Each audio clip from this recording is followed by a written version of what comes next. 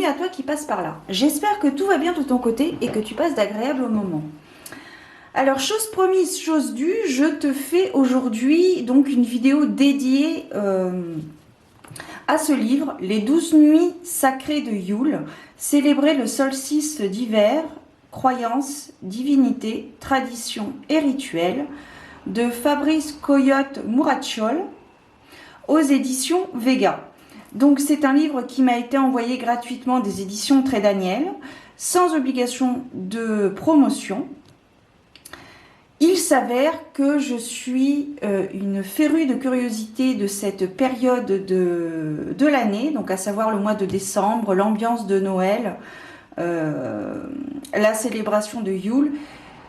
Et donc j'ai été très attirée par ce livre, donc j'ai accepté de le recevoir et donc je vous en parle. Donc comme je vous le dis, c'est sans obligation de promotion, mais voilà, comme j'apprécie énormément cette période, je t'en parle, voilà. Et puis en plus il est très bien, donc raison de plus, voilà.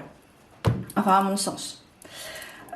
Donc je vais te lire le dos du livre. Dans un premier temps, tu peux déjà apercevoir sur la table différents objets reliés directement à la célébration de Yule et plus précisément à la célébration des 12 nuits de Yule.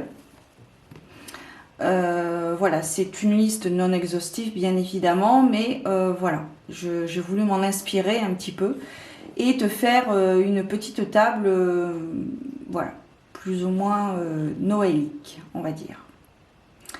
Ce livre, à mi-chemin entre le manuel initiatique et l'essai anthropologique, vous guidera à travers la période mystérieuse du solstice d'hiver. Vous y découvrirez non seulement les origines païennes de ces nuits énigmatiques, leur riche symbolique, leur panthéon et leurs créatures surnaturelles qui y président, mais également quantité de suggestions de rituels, d'activités et d'exercices divinatoires afin de célébrer pleinement ce cycle merveilleux venu du fond des âges. Reconnectez-vous à des traditions ancestrales, au cycle de la nature et à vous-même pendant les 12 nuits sacrées de Yule. Fabrice Coyote-Mourachol, excusez-moi si j'écorche le nom de l'auteur, est linguiste, traducteur et illustrateur. Il a grandi en France puis aux États-Unis où il a découvert la Wicca et différents mouvements néo-païens. Dans son travail d'écriture, il allie son amour pour la nature, ses cycles et ses mystères, et la façon dont les hommes ont intégré les mythes et les légendes dans leurs traditions. C'est une façon pour lui de cheminer spirituellement tout en participant à rétablir notre connexion avec elle. C'est un livre qui est au prix de 21,90 €.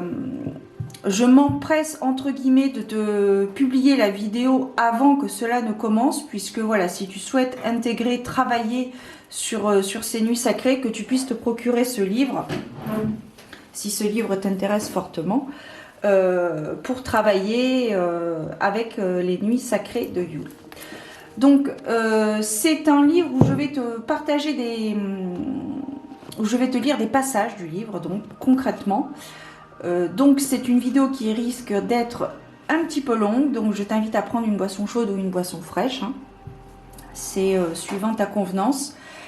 Et nous allons donc débuter la découverte, le décryptage entre guillemets, parce que je ne vais pas non plus te lire tout le livre, mais je trouve que c'est un livre très intéressant et on voit vraiment que c'est un écrivain parce que il y a vraiment de la recherche derrière et même dans la formulation des mots, dans l'explication. Il y a vraiment quelque chose de très littéraire. Donc, voilà, à mes parents, à mes fils, Nicolas, Christophe et Mathéo. Donc, nous avons le sommaire, mais comme je te dis, on va décrypter le livre dans son intégralité. Donc, ici, nous avons un avant-propos. Voilà, donc pourquoi un livre sur le thème des 12 nuits sacrées de Yule? C'est lors de mes études de sociologie américaine que je me suis découvert une passion pour la recherche. Pour la première fois, ma curiosité naturelle trouvait un cadre officiel et reconnu dans lequel elle pouvait s'exprimer librement. Mes travaux universitaires sur les racines païennes d'Halloween agirent alors comme un véritable fil conducteur qui me mènera de découverte en découverte, me motivant à toujours vouloir en découvrir davantage sur les fêtes et les traditions du calendrier. Et vous avez d'autres explications, je ne vais pas non plus tout te lire comme je te disais. Nous avons ensuite une introduction. Pourquoi les 12 nuits sacrées de Yule? Alors, pour l'instant, seule la zone germanophone semble pouvoir s'enorgueillir d'être une véritable pépinière d'auteurs sur le sujet.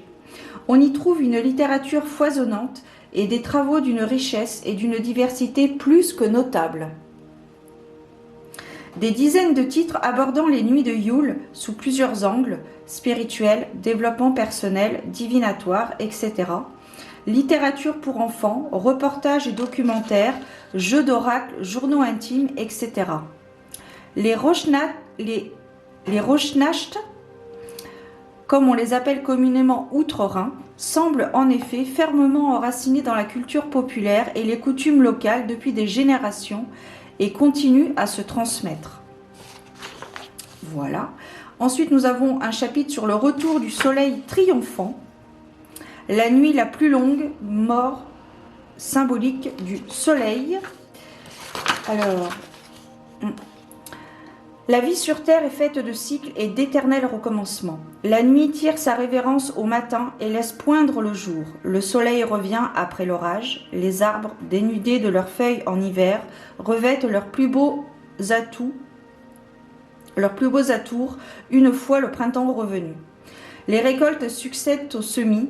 Hommes et femmes naissent, grandissent, puis quittent leur enveloppe terrestre et ainsi s'enchaînent les saisons humaines et celles de la nature dans un cycle infini de vie.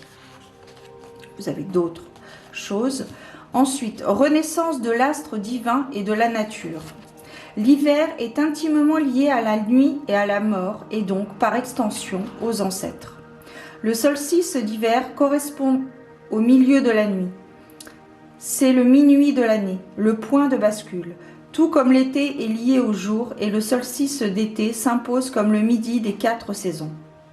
Sans le soleil, notre étoile, cette présence fécondante autour de laquelle toutes les planètes du système solaire tournent inlassablement, nous ne serions tout bonnement pas là pour discuter des nuits de Yule.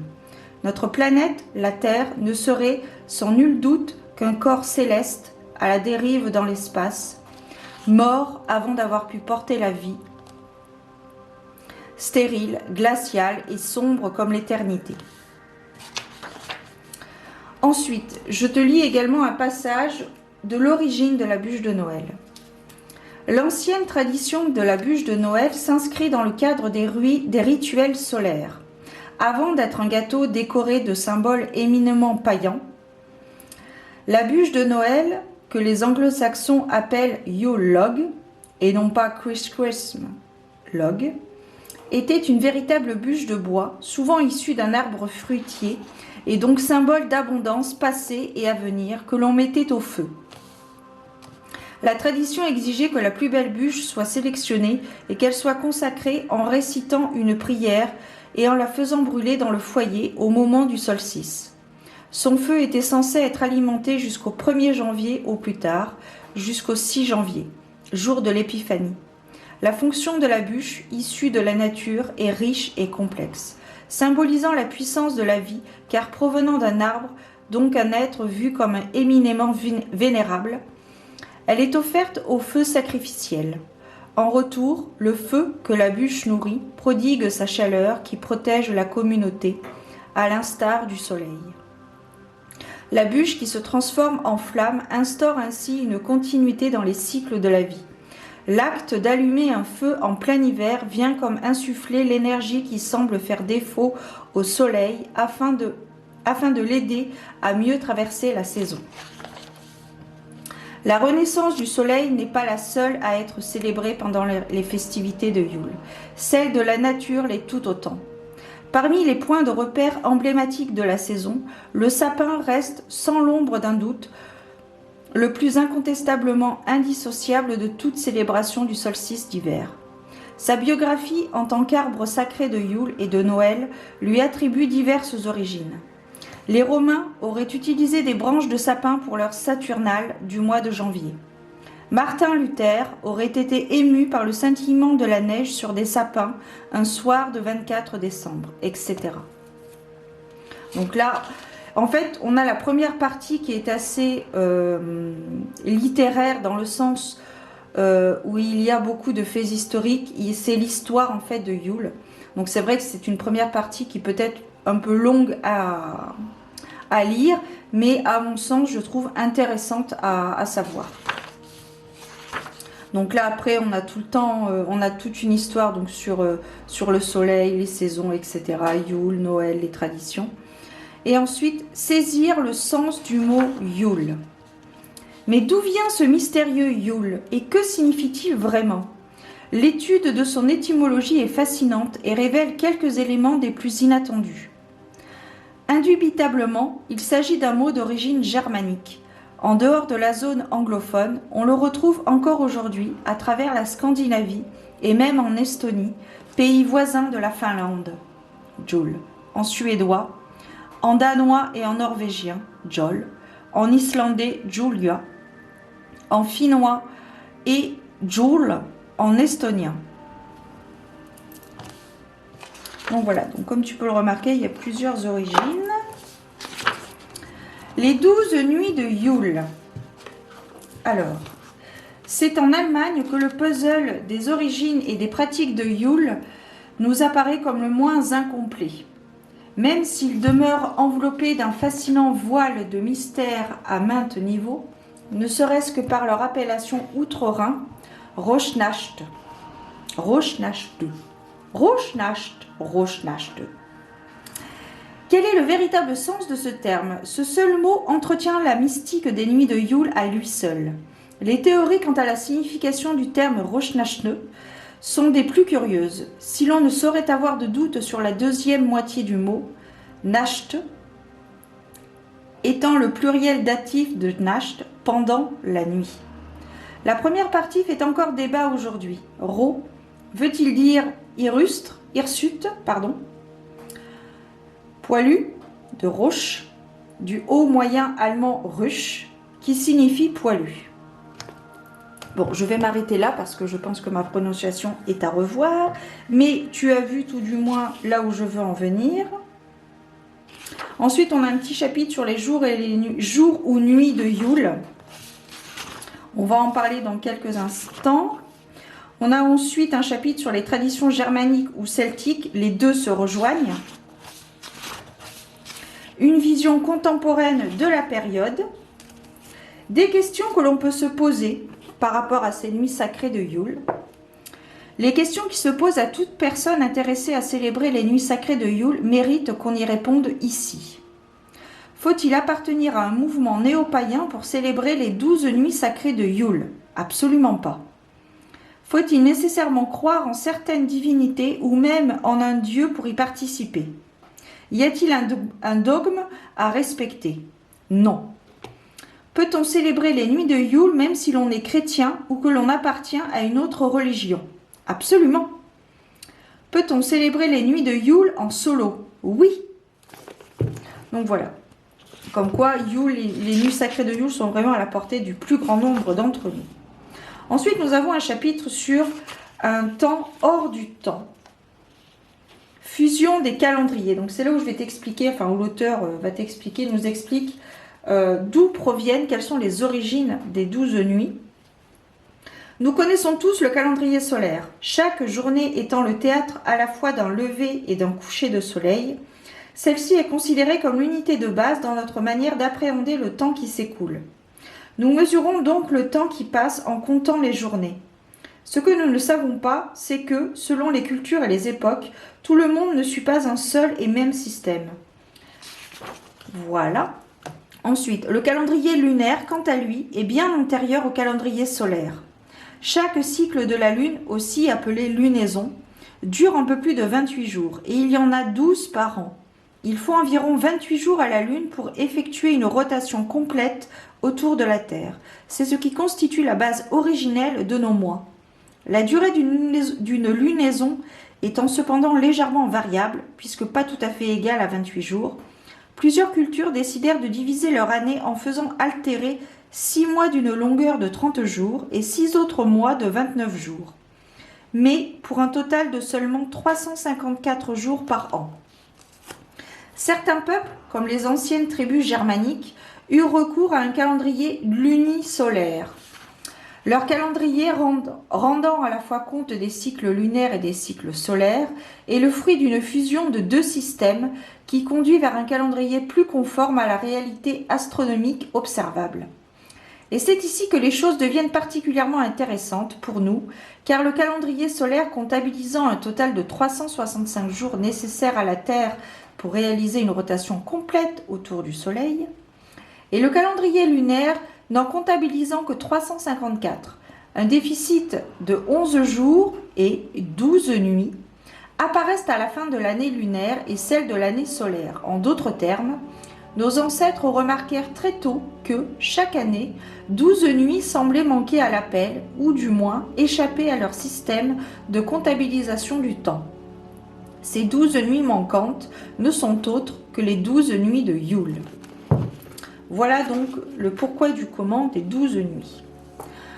Ensuite, hors du temps, hors de l'espace, un chapitre, un autre, différentes traditions, différentes dates. Que choisir? Alors, vous avez 2 dates, 2 périodes pour les faire. Soit du solstice d'hiver au 1er janvier, soit du 21 ou 22 décembre au 1er janvier, ou bien du 25 décembre au 6 janvier. Les différents calendriers s'étant succédés et influencés les uns aux autres à travers les siècles, les doutes quant aux dates originelles des fêtes que nous connaissons ne sont pas près de déboucher sur des réponses définitives. Des questions, telles que savoir si Jésus-Christ est vraiment né un 25 décembre, comprendre comment la date de Pâques est calculée, ou encore si Samhain, l'ancêtre d'Halloween, a toujours été fêté un 31 décembre, n'ont pas fini d'alimenter les débats parmi les historiens. Comment Yule pourrait-elle être différente? Donc ici, nous avons un calendrier de solstice. Voici à titre indicatif les dates des 10 prochains solstices d'hiver jusqu'en 2032. Donc pour 2023, on voit que c'est du 22, ici. Je ne sais pas si tu vas bien voir. Voilà. Donc jusqu'en 2032. Donc après, c'est à la convenance de chacun.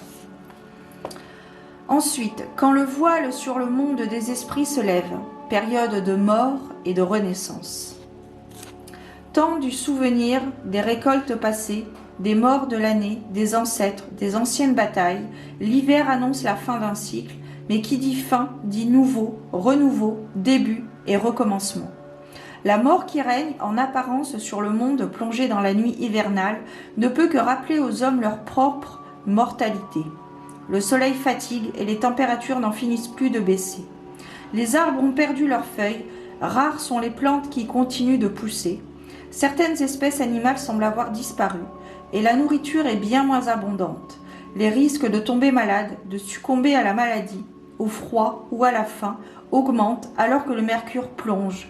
L'hiver arrivant, la mort s'invite partout. Voilà, donc là pareil, il y a d'autres choses à lire, je ne te lis pas tout. La frontière s'évanouit. Peut-être vous êtes-vous déjà demandé d'où provenait la magie si caractéristique du mois de décembre dans la culture populaire.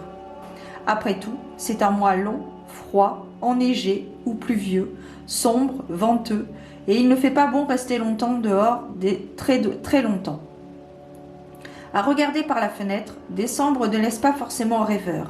Pourtant, la magie de Yule, Noël, opère chaque année. Décembre est peuplé d'une multitude de personnages et de créatures magiques, comme le Père Noël, les lutins, les fées et les fantômes. Les légendes et les histoires fantastiques associées à Noël ne se comptent plus tellement elles sont nombreuses. Et cela n'est aucunement dû au hasard. Nous allons le voir, ce monde féerique qui nous est tant familier est directement lié à la période de Yule, pendant laquelle le surnaturel rencontre le naturel et le fantastique se fond dans le quotidien. Ensuite, nous avons un chapitre divinité, croyances et légendes hivernales. Donc, je vais t'en lire 2 parce que c'est les 2 qui m'ont tapé dans l'œil. La première, divinité honorée, Perchka, déesse de lumière et d'ombre. Les portes du monde des esprits s'ouvrant en grand lors des nuits de Yule, nombreuses sont les divinités à se manifester. Parmi les personnages surnaturels de cette période, Perchka, que l'on connaît aussi sous le nom de Fro-Perchka, Berchka ou Berthe, selon nos régions, est sans doute une des figures principales et une des plus emblématiques. Pour certains, prononcer son nom suffit à provoquer l'effroi et à glacer le sang, tandis que pour d'autres, il rassure, car il présage de beaux souvenirs, de beaux jours à venir. Les origines et attributs de Berchka. Je vous précise qu'au milieu du livre, vous avez un certain nombre de photos en couleur, dont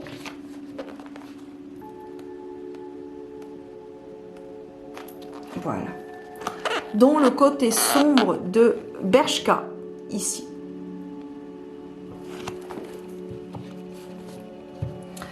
Alors, les origines et attributs de Berchka sont aussi brumeux qu'un ciel hivernal des contrées nordiques. Est-elle une fée ou une déesse? La tradition dominante actuelle voit en elle une fée tantôt bonne, tantôt mauvaise. Cependant, la plupart des fées et des esprits de la nature que nous connaissons aujourd'hui ne sont-ils pas d'anciens dieux que les humains ont fini par délaisser et reléguer au rang d'esprits mineurs au fil des siècles? Au vu des pouvoirs et attributs, tout porte à croire que Perchka est bel et bien une ancienne divinité des temps très anciens, peut-être préhistorique, qui a fini réduite au rang de fée. À l'instar de tant d'autres divinités, Dame Perchka, dont le nom viendrait du mot Beravd, en vieux haut allemand, qui signifie belle, rayonnante et radieuse, est d'apparence protéiforme et ses fonctions sont hautement ambivalentes. Sous son aspect lumineux, elle est belle, jeune, blonde, grande et vêtue de blanc. Sous son aspect sombre, elle a les traits d'une vieille sorcière menaçante. Dans l'ancien temps, on l'a souvent représentée comme une femme au visage aveugle, similaire à celui d'un corbeau blanc, dotée d'un long bec crochu, la tête recouverte d'un fichu blanc, noué autour du cou. Lors de ces rares apparitions à l'époque actuelle, on voit Perchka dotée d'une tête à deux visages, tout comme le dieu romain Janus, dont elle est certainement la parente éloignée. L'un regarde vers l'avant et l'autre vers l'arrière. Le visage tourné vers l'avant est celui d'une jeune et belle femme blonde. Son expression est bienveillante, maternelle, rassurante. Perchka, la belle, regarde vers la nouvelle année, vers l'avenir et le printemps. Sa tête est parfois couronnée de rayons solaires. Sous cet aspect de déesse mère, Perchka préside à la lumière, à la fertilité et à l'abondance. Sous son autre visage, tourné vers l'arrière, est son parfait opposé. C'est celui d'une vieille femme aux cheveux gris, comme un triste ciel hivernal. Ses traits sont grimaçants et menaçants, et elle a un long nez crochu. Perchka, la laide, regarde vers le passé, vers l'hiver, l'obscurité, l'incertitude et, bien sûr, la mort. Sous cette forme, Perchka est une déesse psychopompe, c'est-à-dire qu'elle guide les âmes des défunts vers l'autre monde, alors que Perchka la belle donne la vie. Perchka la laide la reprend. Cependant, une fois le solstice d'hiver arrivé, Perchka la belle chasse Perchka la laide. La lumière l'emporte sur l'obscurité, la vie sur la mort, dans un cycle infini d'alternance de saisons, de jours et de nuits. Dame Perchka est aussi une divinité du foyer. Lors des nuits de Yule, elle est attendue dans les maisons où elle est célébrée. Elle arrive accompagnée de ses inquiétants assistants, les Perchten, et s'assure de la propreté de la maison, passe en revue tout le mobilier et vérifie que les codes de l'étiquette en vigueur sont respectés à la lettre. Ensuite, vous avez comment se connecter à Berchka, tout un petit chapitre, et les fameux Perchten que je t'avais dont je t'avais parlé dans le live du concours, enfin le dernier là où je t'avais parlé brièvement de ce livre. On peut les retrouver ici. Il y a souvent des vidéos tu peux les retrouver facilement sur YouTube, sur d'autres plateformes de partage peut-être. Voilà, ici. Nous ne saurions quitter la déesse Perchka sans en dire davantage sur les Perchtaines. Ces mystérieux acolytes cornus que nous avons mentionnés plus haut. Nous allons le voir, ils sont eux aussi des figures majeures des nuits de Yule. Il n'est pas étonnant que, encore récemment, des êtres à l'aspect si inquiétant aient pu être perçus comme des démons. Cependant, les Perchtaines, aussi terrifiants qu'ils puissent paraître, ne sont pas des démons malveillants. Au contraire, ils représentent les forces indomptables de la nature que l'on conjure afin de se protéger de l'obscurité, du froid et des multiples menaces dont l'hiver n'est pas avare. J'en profite pour te partager un film que je te suggère de regarder en cette période, c'est le film Krampus. C'est un film comico-horreur qui reprend beaucoup de symbolique de Yule. Et il y a beaucoup de références filmographiques aussi, mais aussi voilà, pas mal de références symboliques sur la période de Noël et la période de Yule. Voilà, je t'invite à aller le voir. Je t'en ai parlé d'ailleurs dans les films à voir, une vidéo précédente. Et très très bien. Il est, très bien. Il est, je te dis, pour moi, je l'ai trouvé comico-horreur. Donc voilà. Âme sensible s'abstenir néanmoins, mais voilà, je trouve que voilà, il est rigolo, il est divertissant. Enfin voilà, voilà. Donc voilà pour les Perchtaines. Je vais pas tout te lire parce que je pense déjà que la vidéo est hop. Et là donc je vais revenir puisque la batterie est vide. À tout de suite. Allez, me revoilà. Donc, on poursuit avec donc les divinités. Ici, on a aussi l'histoire de Frohol, déesse des neiges. Donc, je t'invite à aller faire un tour sur la chaîne de Bluebird Oracle, qui a raconté l'histoire de cette déesse. Voilà.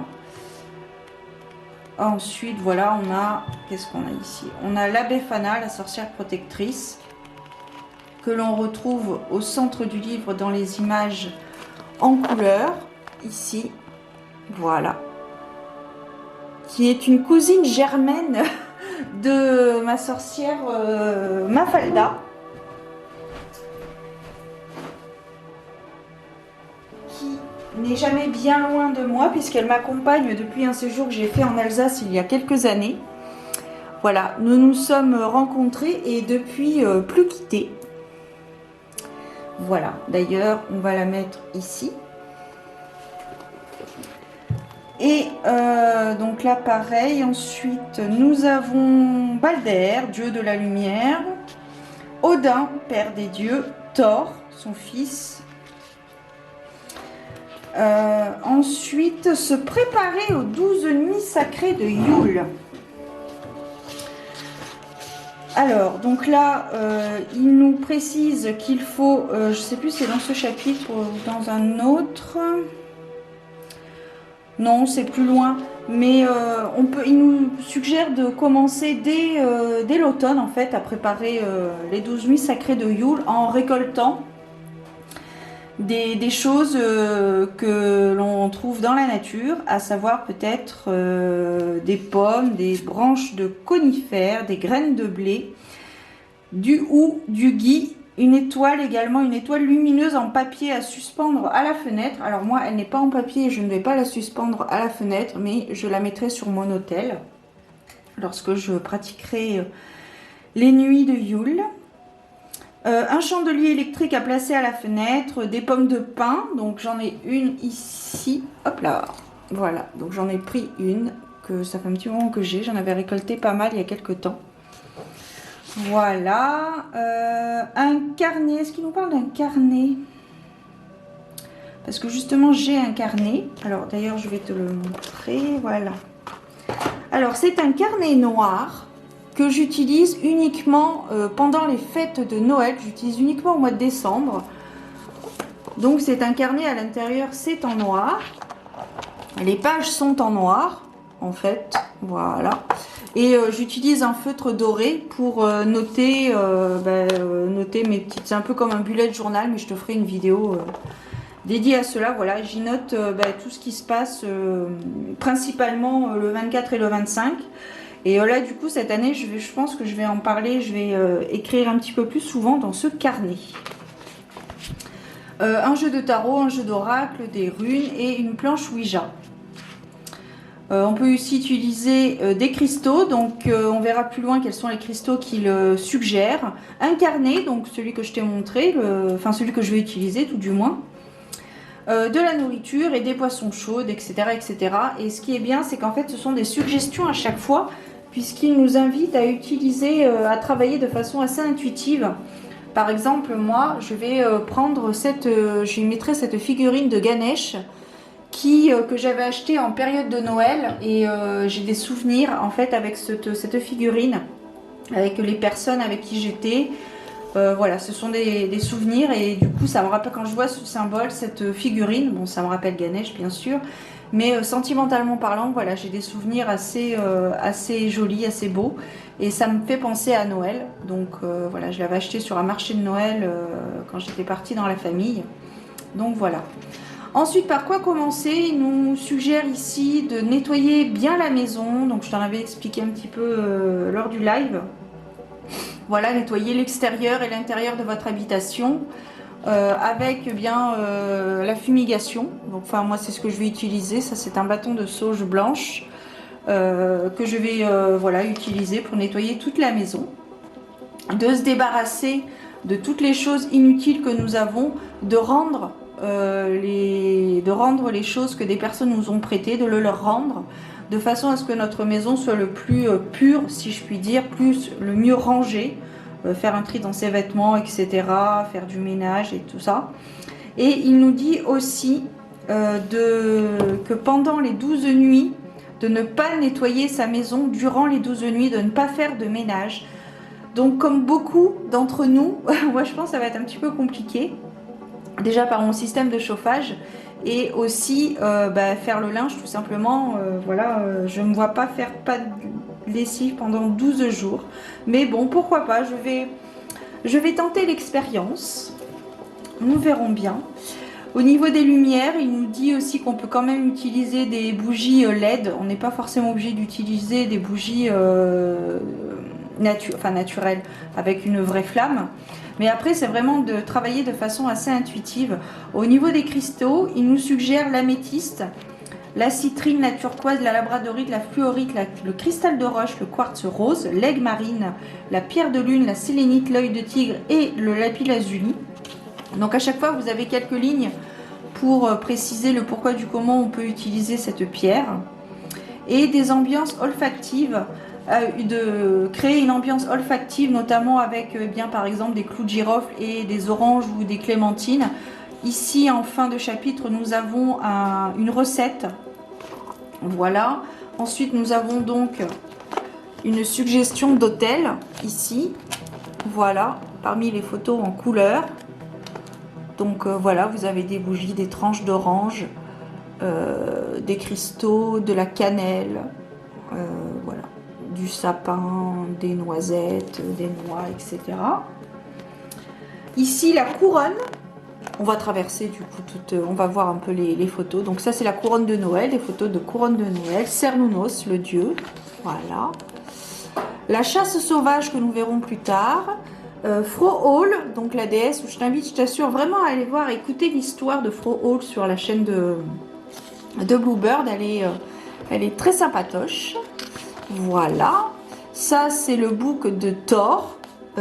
Julbok. Le Julbok est associé au culte de Thor. Voilà. Ici, nous avons Jules Tonte. On verra tout à l'heure. C'est un lutin que j'ai représenté ici par ce petit lutin. Voilà. Je ne sais plus si on me l'avait offert ou si je l'avais acheté. Je ne sais plus. Alors, toutes les fournitures que vous trouvez, vous pouvez les trouver dans la nature, hein, pour les pommes de pin, etc., les branches de sapin, etc. Sinon, vous pouvez aller aussi, moi je sais que j'avais trouvé mon carnet, alors je l'avais acheté sur Amazon, mais sinon j'en ai trouvé d'autres à Action. Voilà, Cultura aussi. Voilà. Concernant les bougies, on n'en a pas encore parlé, mais je vais faire brûler une bougie chaque soir. Donc, en l'occurrence, je commencerai le 22 jusqu'au 31, enfin jusqu'au 1er janvier. Donc, je vais utiliser ces petites bougies, des bougies fines qui mettent à peu près 1h30 à se consumer. Elles sont en stéraïne. stéarine, pardon. C'est des bougies que j'ai trouvées chez Sostren Green. Voilà, mais voilà, on peut en trouver, vous pouvez en trouver chez Action, Cultura, d'autres choses. Il nous parle aussi d'utiliser un élément circulaire sur notre autel. Voilà, donc j'ai pris celui-ci, c'est une assiette que j'avais trouvée dans une brocante il y a quelques temps. Voilà, où là je vais disposer donc les 12 bougies. Donc je vais en faire brûler une chaque soir et au centre je mettrai cette bougie dorée pour les différents rituels qui sont proposés dans le livre. Je verrai, j'en utiliserai peut-être une ou deux, peut-être, je sais pas, suivant les rituels qui sont proposés. Voilà. Il nous suggère aussi de symboliser notre autel par un cochon, mais aussi un sanglier. Donc moi j'ai pris une carte d'un oracle et j'ai repris, voilà, c'est la carte d'un sanglier. Donc je l'ai repris, je la mettrai également sur mon autel. Alors ce n'est pas mon autel ici, c'est la table où je fais les vidéos. Mon autel est autre part, mais voilà. Donc ici ce sont les bougies, les étoiles également. Voilà, un exemple d'étoile en papier comme il suggère. Voilà, les maisons d'elfes, on verra plus tard. Voilà, les Perstein, comme je te disais tout à l'heure, les créatures qui font peur mais qui finalement ne le sont pas. Et les porte-bonheur du 31 décembre, la manite du mouche, le fer à cheval et le trèfle à 4 feuilles. La sauge, vous avez des photos d'une sauge. Les runes aussi que l'on peut utiliser. La Sainte Lucie est une fête solaire aux origines païennes indéniables. Le sapin, une photo du sapin de Yule avec des bougies. Voilà. Donc ce sont de très belles photos en couleur. C'est pas mal. Et nous avons Scrooge. D'ailleurs je pense que je vais le re-regarder ce film. En fait c'est un peu comme pas le père Fouettard, si on peut dire c'est un cousin germain peut-être du père Fouettard, qui n'aime pas Noël, qui fait pas de cadeaux, un peu comme le Screech. Et voilà, après je me souviens plus trop de l'histoire, mais il y a un film avec Jim Carrey justement qui est sorti il y a quelques années, Scrooge. Donc je t'invite aussi à aller le voir. C'est la rédemption du Cupide Ebenezer Scrooge d'un chant de Noël de Charles Dickens. Voilà.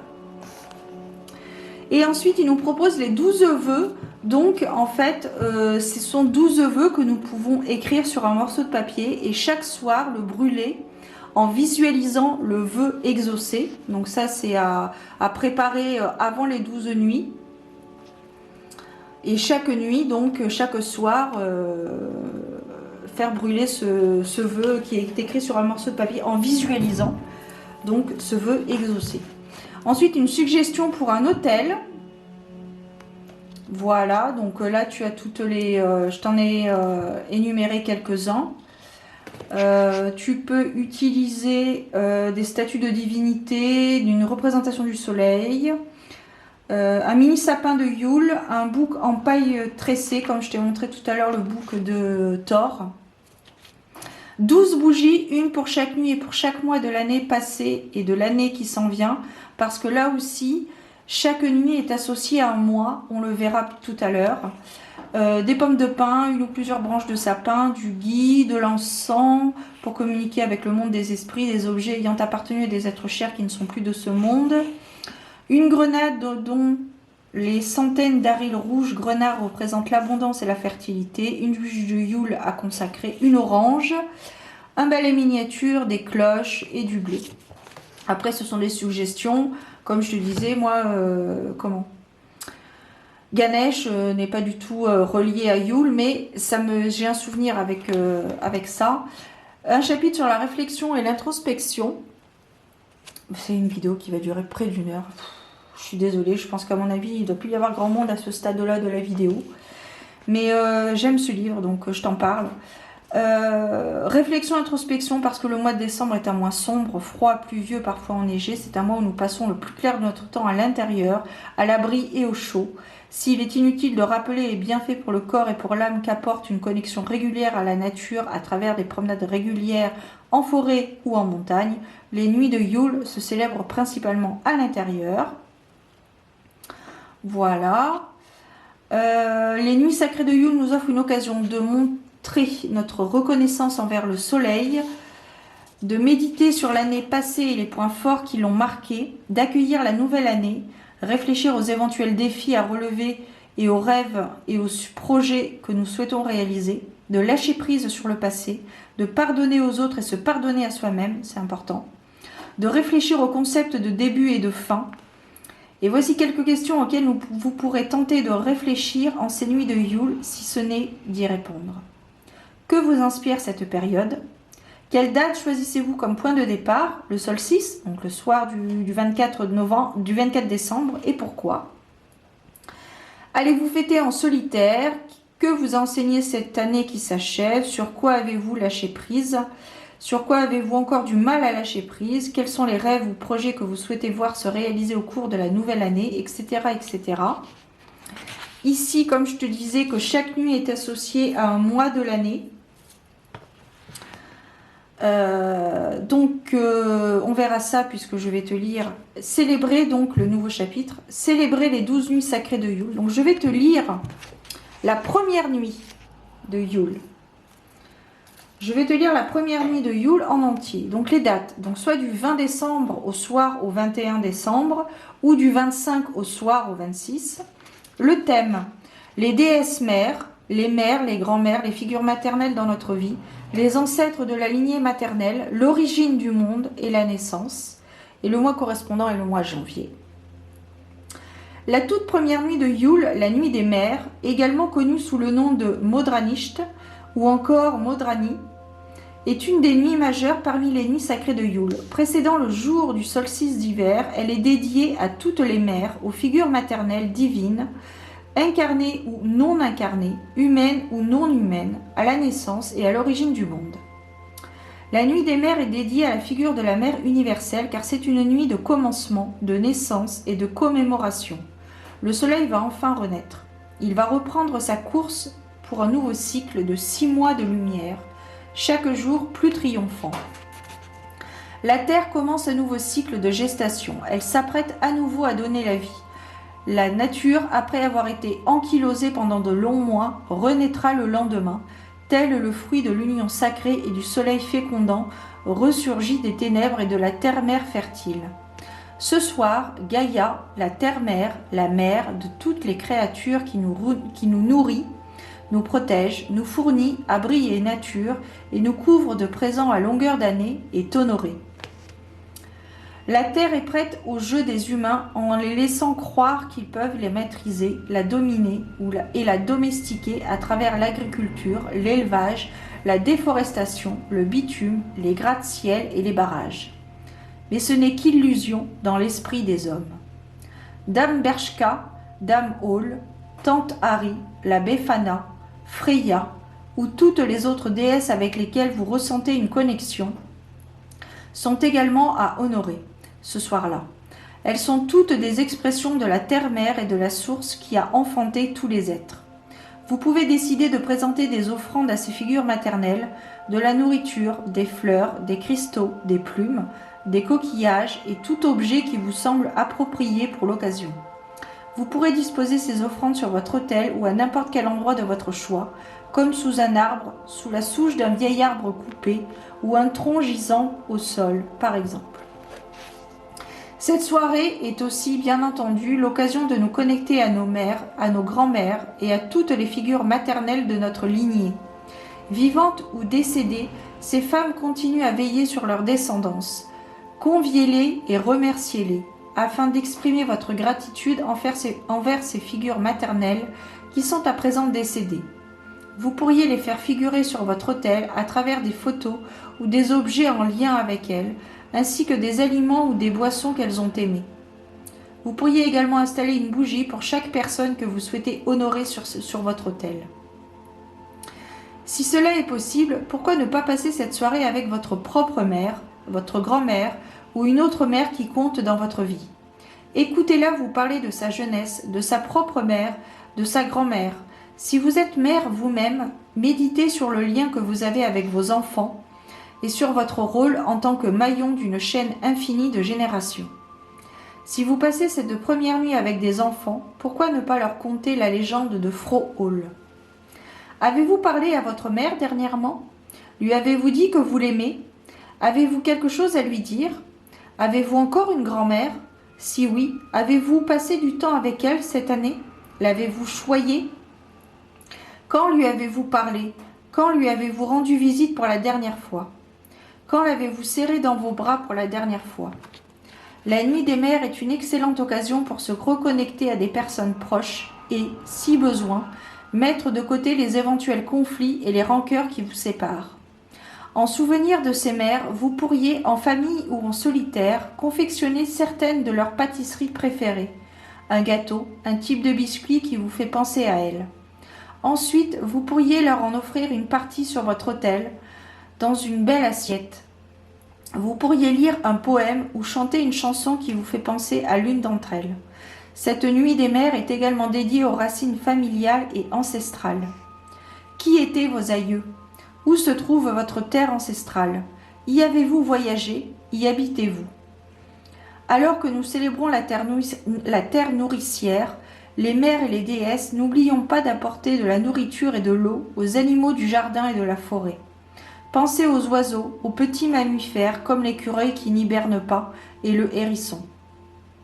Laissez s'exprimer cet instinct nourricier et protecteur qui nous anime, que vous soyez une femme ou un homme. Suggestion de rituels et d'activités. N'oubliez pas de faire brûler le papier correspondant à votre premier vœu. Concentrez-vous sur ce souhait et sur toutes les émotions et les ressentis que vous pourriez avoir quand il sera exaucé. Une fois le papier entièrement consumé, remerciez l'esprit du feu. Comme nous l'avons vu dans le chapitre concernant les préparatifs, vous pouvez célébrer de suivre l'alternative qui consiste à écrire vos 12 vœux sur 12 papiers de laurier que vous insérerez dans une pomme de pin. Vous pourrez brûler la pomme de pin ainsi garnie de vos vœux lors de la première nuit de Yule ou même de la dernière, selon votre préférence. Si vous avez disposé une grande bougie avec 12 bougies plus petites autour d'elle, puis pour représenter les 12 mois de l'année et les 12 nuits de Yule autour du soleil, allumez la grande bougie symbolisant le soleil au premier. Allumez la grande bougie symbolisant le soleil en premier, puis la première bougie petite ce soir. Ce faisant, pensez à remercier la terre pour tous ses bienfaits avec quelques paroles ou, tout simplement, en vous concentrant sur votre intention envers elle. Si vous avez déjà des traditions familiales, vous pourrez les suivre ou alors créer de nouvelles vous-même. Vous pourrez ensuite les transmettre à la génération suivante. Le mois correspondant à la première nuit de Yule est le mois de janvier. C'est un long mois froid, glacial. Il semble parfois interminable. Le soleil, même s'il se hisse chaque jour un peu plus haut au-dessus de l'horizon, reste extrêmement timide. Les nuits sont encore longues et silencieuses. Le travail dans les champs est quasiment inexistant.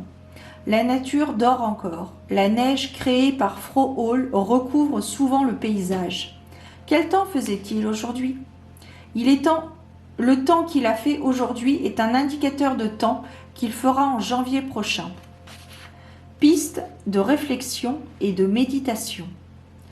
Qu'avez-vous fait en janvier dernier? Comment avez-vous vécu l'après-fête? Avez-vous ressenti ce blues dont beaucoup font l'expérience après l'euphorie de décembre? Pourquoi? Pourquoi pas? Fêtez-vous l'épiphanie le 6 janvier? Si vous avez des enfants, pourquoi ne pas leur parler de la mystérieuse Befana et leur faire trouver des friandises le matin du 6 janvier prochain? Vous souvenez-vous des résolutions de nouvelle année que vous aviez peut-être prises l'an dernier? Vous y êtes-vous tenu? Avez-vous voyagé en janvier dernier? De quoi vous souvenez-vous? Avez-vous entrepris de nouveaux projets, de nouvelles activités, de nouveaux hobbies? Avez-vous fait des rencontres? Que projetez-vous de faire en janvier prochain? Avez-vous réfléchi à d'éventuelles résolutions de nouvelle année? Voilà donc pour cette première nuit. Ensuite, pour la seconde nuit, je vais juste te lire les thèmes abordés. Deuxième nuit. Le solstice d'hiver, la renaissance du soleil, le renouveau, les cycles de la vie et de la mort. Pour la troisième nuit, Le thème de la sagesse. 4e nuit, le thème courage. Le thème de l'hospitalité pour la 5e nuit.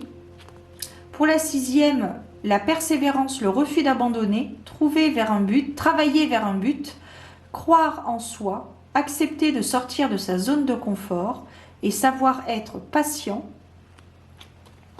Pour la 7e nuit, l'harmonie et le thème.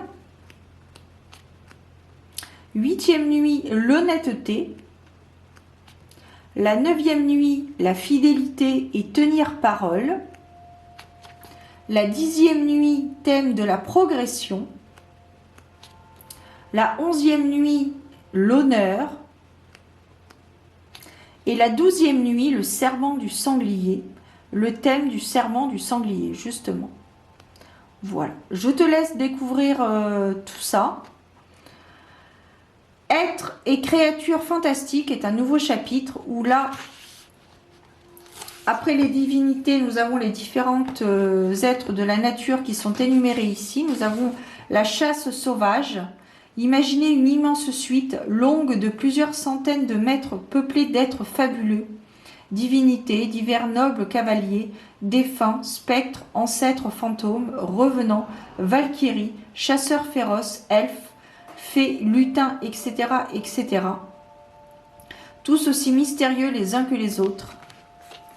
Voilà. Ensuite, nous avons les esprits de la nature avec les elfes et les fées. Et notamment Marie au blé, Trotte vieille et chauve et chauche vieille. Et la Guyaneux, Dame Abonde, Cailletch Beurre. Et on a toujours un petit chapitre comment se connecter à ces êtres. Donc on a les lutins et les nains, les corrigans, les swergues d'Alsace, les trolls et les esprits du foyer avec Julton, donc le lutin. Voilà, et on a un chapitre aussi sur les âmes errantes. En prolongement direct de la période ouverte le jour de Samhain, la période de Yule est indissociable de la mort et des défunts. Quoi de plus naturel? À présent, c'est la mort qui semble rôder de toutes parts en cette période de souvenirs. Voilà. Superstition, croyance et vision du futur. Donc là, en fin de livre, on a tout un résumé en fait de ce qu'il faut faire. Donc nettoyer entièrement la maison éloignera les mauvaises énergies et permettra de commencer l'année sur des bases saines. D'enlever la poussière, de balayer, de faire la lessive, repasser, ranger, récupérer, remettre en état les brindilles des balais. Et pendant les 12 nuits, il est fortement conseillé de continuer à faire brûler la bûche de Yule jusqu'à la fin de la période et de fermer les portes sans faire de bruit. Alors moi perso, je ne ferme jamais les portes, je les pousse justement pour être le plus discrète possible. Par rapport aux croyances, ce qui se passe pendant les nuits de Yule est le reflet de ce à quoi l'on peut s'attendre au cours de l'année qui s'apprête à naître. Les pouvoirs des plantes médicinales sont décuplés pendant les nuits de Yule. D'ailleurs, je pense que je vais te parler d'un oracle, l'oracle des astres et des plantes que j'avais acheté il y a quelques semaines, quelques mois même, je l'avais acheté en septembre. Je pense que je vais t'en parler, il sera peut-être intéressant de l'utiliser en cette période. Il est dit que les enfants nés un samedi ou un dimanche pendant cette période magique sont doués de facultés psychiques accrues, telles que la clairvoyance et la médiumnité. Voilà, certains animaux peuvent se mettre à parler et les abeilles chantent. Voilà, et voilà, les carrefours des campagnes ont toujours été considérés comme des endroits magiques, parfois terrifiants, souvent propices à la connaissance, et là je pense à la déesse Hécatée, ou Hécate, suivant comment tu le dis. Interdit et tabou durant les 12 nuits de Yule. Interdit, pendant les 12 nuits de nuit, il est vivement déconseillé, voire interdit, de nettoyer la maison, d'enlever la poussière, de balayer, de faire la lessive, repasser, ranger, travailler de manière générale, et faire tourner des roues, rouets et autres objets circulaires de la sorte. Alors, je pense que je vais avoir un peu de mal. Tisser, jouer aux cartes, participer à des jeux d'argent, se couper les ongles, Se faire couper les cheveux, faire tomber haricots, lentilles, petits pois au sol, rester dans une grange qui a 2 portes opposées l'une à l'autre et conserver les décorations de Noël ou de Yule au-delà du 6 janvier car cela porterait malheur. Alors je pense que personnellement ça va m'être compliqué d'appliquer, de suivre les suggestions, mais je vais faire au maximum. Je vais me couper les ongles avant, comme ça 12 jours j'aurai les ongles de 15 cm. On nous parle aussi des rêves, voilà, des pratiques divinatoires que l'on peut faire, la taromancie, voilà, des jeux d'oracle aussi. On a des propositions de tirage sur l'arbre de Yule, le sapin de Yule. On a un tirage aussi avec les runes, avec des explications générales. La cristallomancie, la divination à l'aide de cire fondue, ça je l'ai fait. L'oracle de l'oignon et la planche Ouija, bien évidemment. Et enfin, une conclusion. Ainsi viennent et repartent les nuits sacrées de Yule. Un énième cycle touche à sa fin, alors qu'un autre commence tout juste. J'espère qu'au travers de ces pages, vous aurez trouvé non seulement quelques éléments de réponse à certaines des questions que vous vous posiez peut-être avant de commencer votre lecture, mais aussi que, à la lumière de ces quelques réponses et réflexions, vous vivez peut-être différemment cette période sombre de l'année. Bien, alors ça avait coupé, je ne m'en suis pas rendu compte tout de suite, bien évidemment, mais on était arrivé à la fin du livre. Donc ensuite, vous avez la bibliographie, les livres qui ont aidé l'auteur à établir le sien, et une page de remerciements avec des crédits iconographiques. Enfin bon, bref. Voilà, mesdames et mesdames. Donc, je pense qu'il ne doit plus y avoir grand monde à cette étape de la vidéo, parce qu'elle est beaucoup trop longue, j'ai parlé beaucoup, etc. J'ai pu bafouiller sur certains mots. Bon, écoutez, hein, c'est comme ça. Excusez-moi, mais excusez-moi pas. C'est pas grave, écoutez, excusez-moi, voilà, c'est comme ça. J'ai pas refait la vidéo et voilà. Donc c'était pour la présentation donc du livre. Enfin, un gros partage. Voilà, j'avais envie de t'en parler bien comme il faut parce que ben, je vais m'y atteler à ces nuits sacrées de Yule. Je pense que je vais commencer au 22 jusqu'au 1er janvier. Donc voilà, je te ferai peut-être un retour au mois de janvier, comment ça s'est passé, je verrai. Si ça t'intéresse, pourquoi pas. Et puis peut-être que toi aussi tu vas les faire, ces nuits sacrées de Yule, les nuits de Yule. N'hésite pas à m'en faire part en commentaire et puis on va se soutenir ensemble. Enfin, se soutenir, oui, ça va être un soutien, même si ça va pas forcément être très compliqué. Quoique, je pense que certaines nuits vont être un petit peu plus intéressantes introspectivement parlant. Donc voilà, j'ai hâte de les commencer. Comme tu peux le remarquer, j'ai préparé un petit peu ce que je vais utiliser durant ces nuits-là. Avec mon livre noir, mon livre de Noël. Et puis voilà, je te souhaite de très belles fêtes de fin d'année. Prends soin de toi. Et puis, que tu sois seul ou accompagné, on est tous ensemble. Voilà. Allez, prenez soin de vous les amis, à très bientôt. Bye.